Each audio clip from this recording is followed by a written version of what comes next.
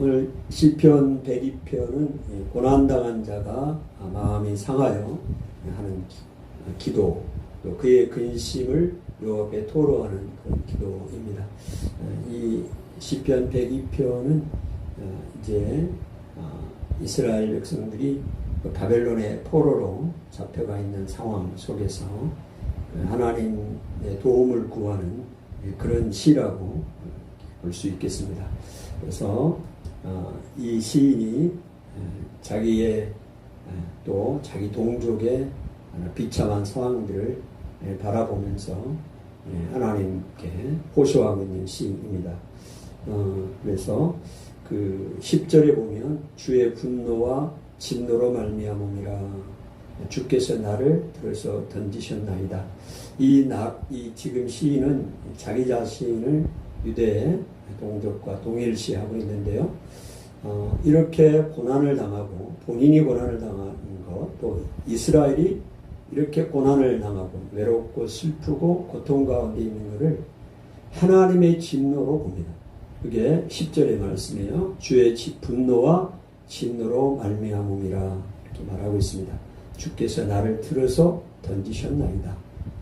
그래서 하나님께서 이제 그 이스라엘 백성이 그렇게 고난당한 상황들을 하나님이 들어서 던지셨다 이렇게 표현을 하고 있고, 이제 자기가 당한 그 고난을 또 그 하나님이 나의 잘못으로 돌이키고 하나님이 그것을 보고 진노하셨다 그런 관점으로 바라보면 그것이 이제 안타깝고 받아들이기 어렵고 고통스럽지만 회복의 또 지름길이 된다 그런 것도 우리에게 말씀을 해주고 있습니다. 11절까지 이제 이런 자신의 그 비참한 상황들, 또 유대의 그 비참한 상황들을 이야기를 하셨고요.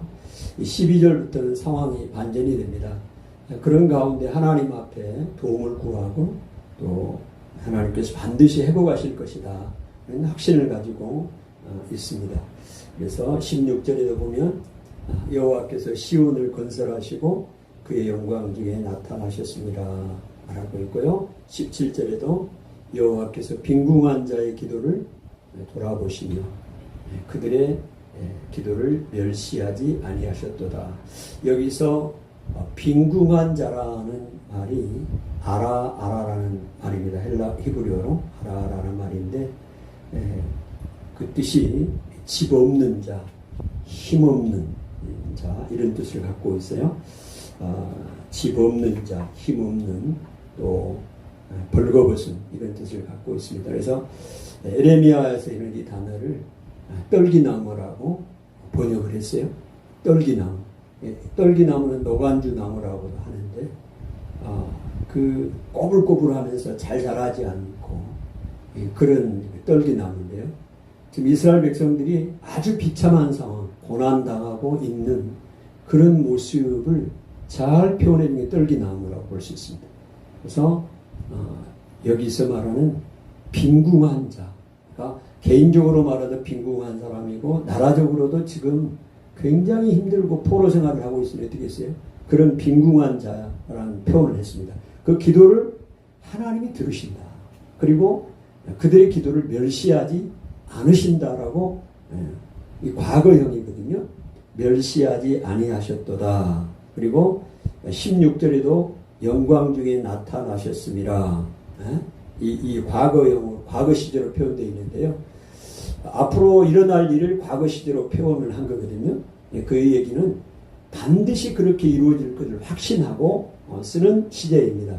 그래서 이 시인은 지금 상황이 굉장히 힘들고 어렵고 나라적으로도 힘들고 개인적으로도 힘들고 그런 상황이지만 반드시 하나님께서 시온을 회복하실 것이고 빈궁한 자의 기도, 이 비참함에 처해 있는 이 민족의 상황에 부르짖는 기도를 하나님이 들으실 것이다. 이 시인은 에레미야의 그 예언을 익히 알고 있었던 사람인 것 같습니다. 에레미야는 25장 11절에도 이렇게 말하잖아요. 이 모든 땅이 폐허가 되어 놀랄 것이 될 것이며 이 민족들을 70년 동안 바벨론 왕을 섬길 것이다. 예언을 했어요, 에레미야가. 그래서 이런 상황들을 이 시인은 익히 알고 있고 또 그래서 하나님께서 70년 동안 포로 생활을 한 이후에는 반드시 회복하실 것이다. 에레미야의 예언을 알고 있고 익숙했던 사람인 것 같습니다. 그래서 하나님께서 반드시 우리를 회복할 것이다. 우리 기도를 멸시하지 않을 것이다. 그렇게 이야기를 하고 있고요. 그래서 이 일들을 장래 세대에게 기록해서 전하게 하겠다. 지금 18절에 이야기를 하고 있습니다. 이 일이 장래 세대를 위하여 기록되리니, 장래 세대가 다음 세대잖아요. 그 일을 했던 일이 느헤미야나 에스라를 통해서 이 하나님께서 행하셨던 이 놀라운 일들을 기록하고 또 전하고 하고 있는 거잖아요. 지금 우리가 보고 있는 것이잖아요. 그래서 그렇게 할 거다.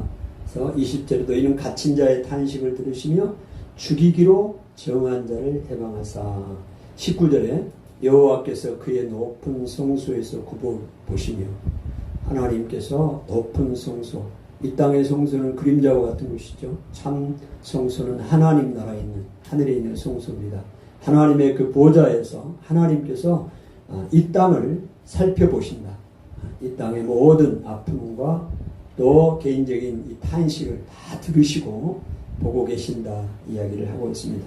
그래서 그때가 이제 회복이 되면 마지막 때를 이야기를 하는데요. 20절에 이는 갇힌 자의 탄식을 들으시며 죽이기로 정한 자를 해방하신다. 21절 여호와 이름을 시온에서 그 영예를 예루살렘에서 선포하게 하려 하심이라.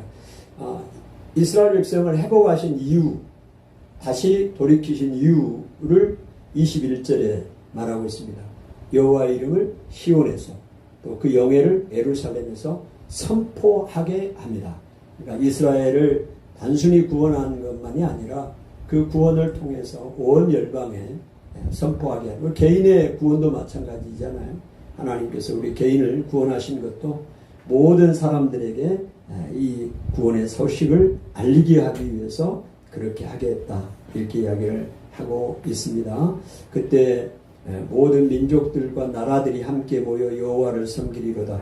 근데 유다가 포로에서 돌아왔지만 모든 나라들이 주님을 섬기는 게 아니었잖아요.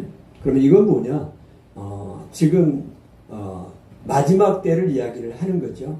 그러니까 지금 시인이 지금 현실을 1차적으로 이야기를 하고 있지만 그 너머 세계를 바라보고 있는 것입니다. 예수님이 다시 초림이나 재림 때 모든 민족, 모든 열방, 모든 사람, 이방인들도 그들을 이스라엘을 핍박했던 그 이방 민족들도 다 여호와를 섬기게 될 것이다 라고 마지막 시대를 말하고 있는 것이죠. 22절에 그때 민족들과 나라들이 함께 모여 여호와를 섬기리로다. 그런 날이 올 것을 시편 기자는 이야기를 하고 있고요. 그러면서 23절부터는 다시 이런 그 회복의 때를 내가 보기를 원하는데 하나님이 보지 못하게 하신다.